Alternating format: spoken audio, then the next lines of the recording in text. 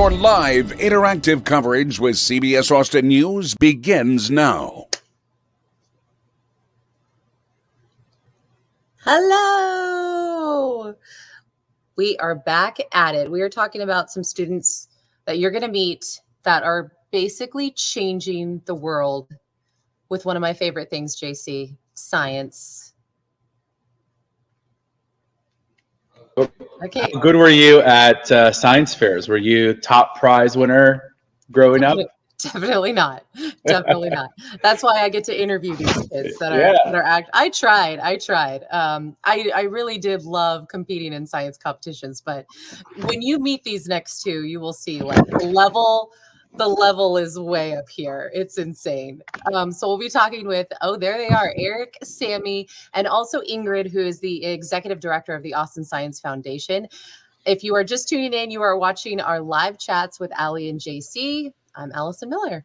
And I'm John Carlos Estrada. Thanks for joining us. Let's bring them in. We have them right here. Sammy, Eric, and Ingrid, please take a moment to introduce yourselves to our audience. Sammy, let's start with you. Hi, I'm Sammy. I'm a junior at College Station High School, and I was one of the best at fair at the Greater Austin Regional Science and Engineering Fair. Eric, go ahead. Hi, my name is Eric. I'm currently a boarder at St. Stephen's Episcopal High School. I'm also a junior and also attended the Greater Science Engineering Fair at Austin along with Sammy. And Ingrid, go ahead. I'm Ingrid Weigand. I'm the executive director of the Austin Science Education, and we conduct the Greater Austin Regional Science and Engineering Fair, where Sammy and Eric were one of the over 350 high school students who participated. Yeah, that's a lot of kids participating in this. If you missed that, that's the Greater Austin Regional Science and Engineering Fair, or GARSEF, because that's easier to say, that Eric and Sammy participated in. I mean, Ingrid, the competition was fierce. Talk a little bit about what this competition was.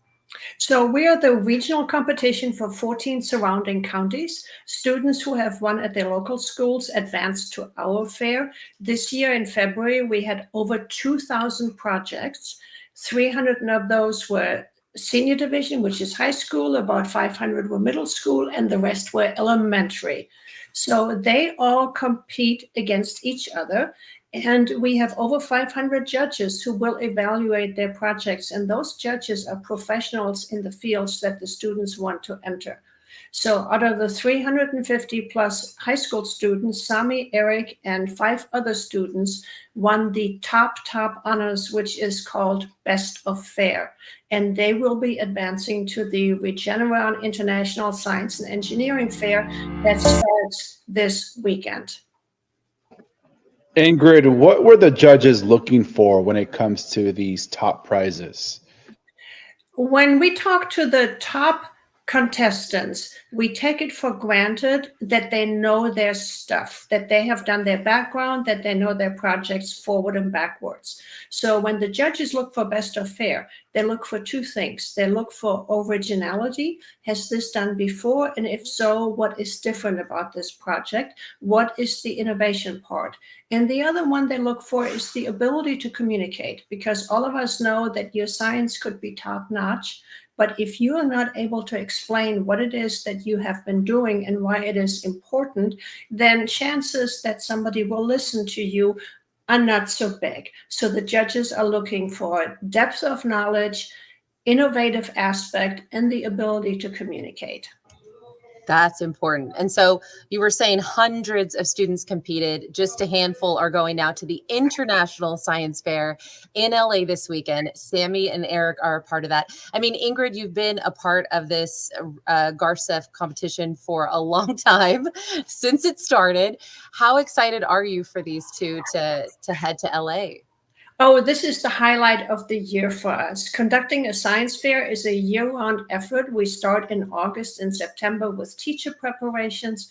We help schools all year long until submission deadline in February. Then we conduct the fair. Then we prepare the students for the Texas Science and Engineering Fair, and then finally for the international one.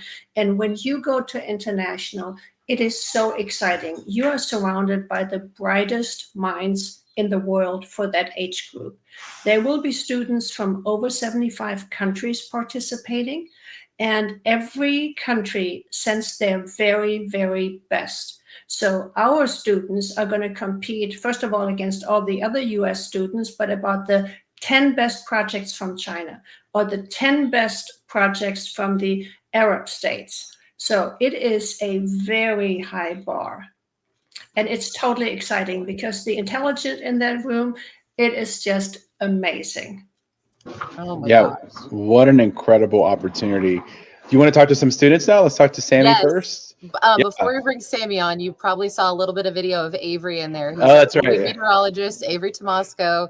He got to hand out the awards at the There he is. at the science fair. So a fellow science buddy we have here at CBS That's right. Austin, who's busy tracking the upcoming cold front. Well, the heat and then the cold front. We don't need to get into the forecast.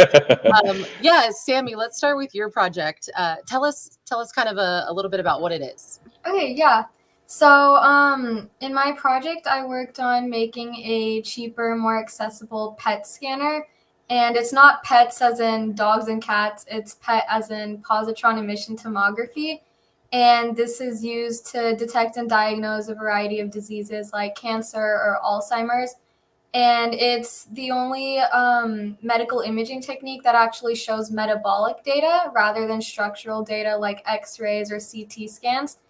And so it's a really expensive medical imaging technique. So what I did in my project was use a different arrangement of the detectors to potentially bring down the cost and also potentially make it safer for patients, because the way current PET scanners are done, you need your patient to have a really high dose of radio tracers, and that actually or it makes it more likely that you can develop cancer from this imaging technique itself.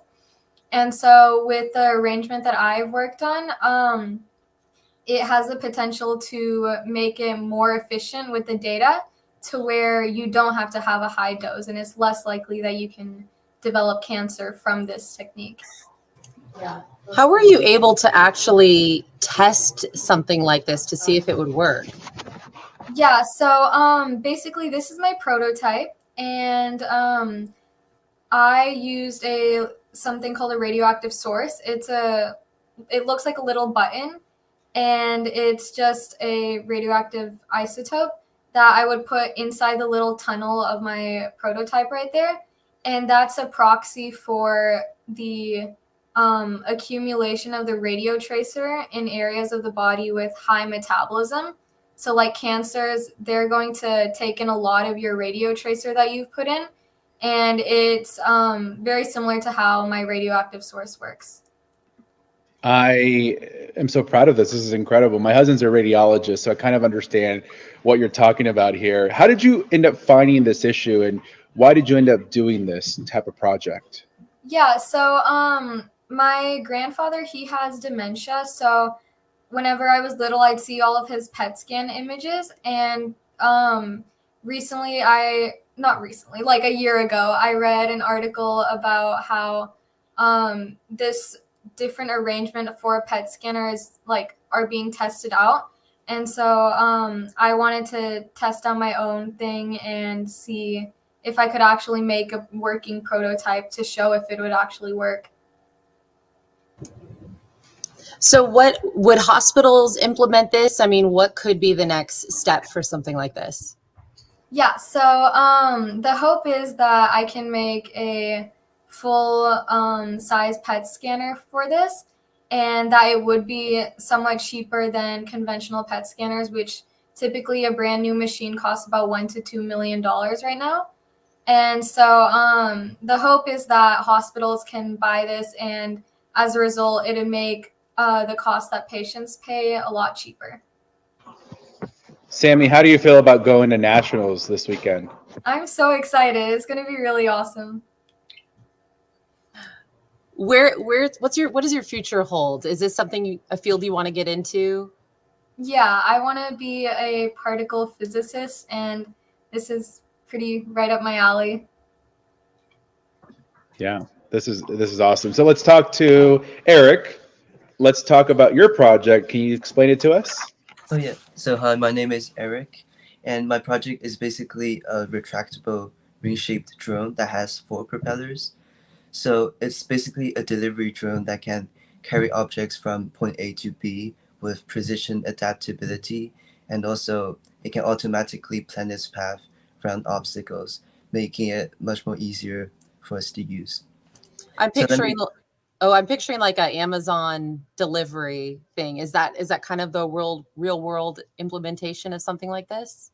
Yes, slightly different though. So this drone, because of its unique mechanical design, it only uses one actuator, which is the servo motor, to transform. So as it shrinks, as it retracts, it can grab objects, and that's a lot more energy efficient than like a lot of current models that uses multiple actuators and additional manipulators. So that's the mechanical aspect of the drone. I also use some algorithms to make it like to have hovering stability and fast and accurate response. So imagine you're balancing like with your eyes closed. That's really hard if you have tried before. And that's like typical drones that only uses inertial measurement unit, which is like a sensor that measures acceleration. However, this drone Skycatcher, it uses 3 sensors together. So it has GPS, IMU, along with optical flow. So optical flow along with IMU is like you balancing but with your eyes open, and that makes it a lot more easier to maintain stability and remain in place. So that is some algorithms that make the drone like it can hover stably. I also mentioned that I want the drone to be able to navigate around complex environments automatically. So here I used a LiDAR sensor, as you can see on the screen. The LiDAR basically scans the surrounding and forms a real-time map. And then I use algorithms that can like plan trajectories to use this map to say, oh, I want to go from point A to B. So let me find the shortest path, and while avoiding all the obstacles that might appear during the path. So Eric, that's basically the general introduction of the drone. how did you come up with this idea? I'm guessing you probably looked at the drones out in the market and tried to find what was needed out there. Yeah, so I did a lot of research initially, and I realized right now all the drones, they have all their electrical components distributed at their center, and then at the like outer edges, it's the propellers. But I was thinking, what if you have all the components around the edge, and then you have a hollow space in the center? So it's designed fundamentally different, and in this way, you can use the hollow center to grab anything because you can simply just retract the drone, and then its ring shape will grab onto any object in the middle. And this does not need any robotic arms, so it's a lot more lighter. Do you see this being used in just a general drone use scenario, or did you have something specific in mind that this could really be helpful for? So I think one application this drone might be really useful is in warehouses. So in logistic management, um, since the drone can scan a map of the surrounding in the warehouse, like there's not much changes except packages being like delivered and placed in again. So it can rely on this global map, and then it can basically plan its path from like, let's say, first floor to like second storage floor, and then it's a lot more cheaper to use than using human labors or maybe even those cars, because you need to raise the ladder up to like put it on the second storage floor, whereas the drone can basically just ascend and then place it there. And because of its LiDAR scanning, its map is really accurate. So once you scan it for once, like you can use it for almost like forever, and the drone will just rely on this map to automatically transport, let's say, a cargo from the storage room to like outside and come back. So it's a one connected system. Eric, how are you feeling about going to nationals in a couple of days? Well, I'm really excited. It'll be my second time to LA, and I'm really looking forward to it. What's your future hold? What do you want to do with the rest of your life? Right now, I'm really interested in physics as well, but I'm debating between like mechanical engineering along with physics. So I'm still kind of thinking in those directions. Wow, this is really cool. Ingrid, I'm curious because after talking with Sammy and Eric and seeing some of these projects over the years that are just mind blowing. I mean, what they're doing is incredible. And it seems like you could just pop these into real world scenarios right now. Do any of them actually become something? Yes and no. So by the time, you have to remember, these are high school students. These are high achieving high school students. They use the resources they have at their disposal, but if they want to further this and go to a market, it needs to have further development. So we have actually seen students who have taken a project to ISEF, and then somebody encouraged them to pursue it further, and it went into years of development. And then it did reach the point where it was used. And those are always the most exciting, when you see something actually makes it to the way it was intended to be. And it is of great benefit to those people who get to use it. Ingrid, I wanted to ask you, what are some of the trends you're seeing with, especially with this younger generation? Are there certain topics that they really want to improve in the world? We can tell from our science fair what has been in the news, basically. So after the big fires in Bastrop in 2011, we got so many projects that had to do with burning and what can grow in the ashes. After Katrina, we had a lot of erosion and flood control projects. But altogether, I would say a lot of projects have an environmental aspect, because climate change is on top of the mind of a lot of people. The other trend that we see is more and more use of AI in projects. And this is getting interesting for the judges, especially the older generation of judges, who are all reading up on this, because there are two ways of using AI. There is a way of using it very automatically. Whatever you find, you apply it. And then there is a different way of using AI, which is that you design something and you test it. And those are the really interesting projects, again, where you have originality in how this new technology, this new way of doing science is being used. Ingrid, how excited are you for Sammy and Eric and the others from Central Texas that will be in LA this weekend? I am beyond excited. Now, I should tell you that there will be about 1,500 projects, and about 25 to 30% of students actually win an award, either a category or a special award. And sometimes our students win awards, but our opinion is that it doesn't really matter if they win an award or not, because they are connecting with their peers worldwide. They are talking to very high-ranking professionals in their field to interview them. They're making connections. They are forming the network of their future colleagues. And that is really the most important part of the International Science Fair, is getting to know your future community. Yeah, I think Eric and Sammy were both talking about how earlier, before we went live, about how it's not just the competition, there's conferences and things like that. What does it all entail? It's a whole week long. We get there on Sunday, we set up, and on Monday the seminars start. And there are seminars for the teacher who accompany us. There are seminars for students. Different universities will hold seminars. Other professionals will hold seminars on new techniques and new areas to develop. Sometimes they get into very specific, like data collection, how to use data. It's basically professional development for students. And that's what they do all day Monday and Tuesday. Also on Tuesday, there will be called a technology innovation panel, which used to be known as the Nobel laureate panel, where for an hour, students can ask questions of top scientists in the world. It is an amazing experience to be there. Then on Wednesday is all-day judging day, which is nerve-wracking for everybody. Wednesday night is the biggest night of the week because we get to go to Universal Studios, which will be closed for everybody except for ISEF. All the rides will be free. Most of the concessions will be open and will be free.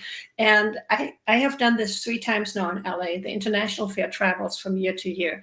And that's basically when everybody lets off steam and has a ton of fun after 8 hours of stressful judging. On Thursday evening, we have the first awards ceremony. It's the special awards. They are giving so many special awards. It has its own ceremony. And it will be internships. It will be scholarships. It will be all kinds of industry associations that just give an award. That's basically where the industry and the government agencies and the colleges go to cherry pick those students that they are interested in. And then on Friday morning are the grand awards, which are the category awards. And after that, we leave. And for the category awards, I should say, there are multiple awards. So multiple 4th, 3rd, 2nd, 1st place awards, depending on how many students are in each category. And then out of each of the 1st place award winners, there is a best of fair. And there was one time in the 20 years I've been involved with the fair, one time we won best of category, which is absolutely, totally amazing. But again, whether you win or not, it is a week not to forget. Yeah, this is an incredible opportunity for both of you, Eric and Sammy. This is going to set you up for the future for sure. So definitely take it all in and try to remember. I'm jealous of the Universal trip. That's going to be a lot of fun. But Ingrid, right before we let you go, is there any way that how can people help or get involved in the future with this?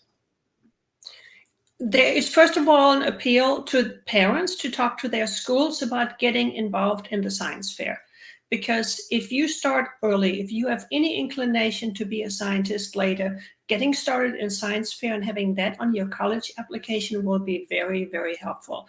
Plus, it helps students finding their passion, seeing what areas of STEM do they want to get involved in.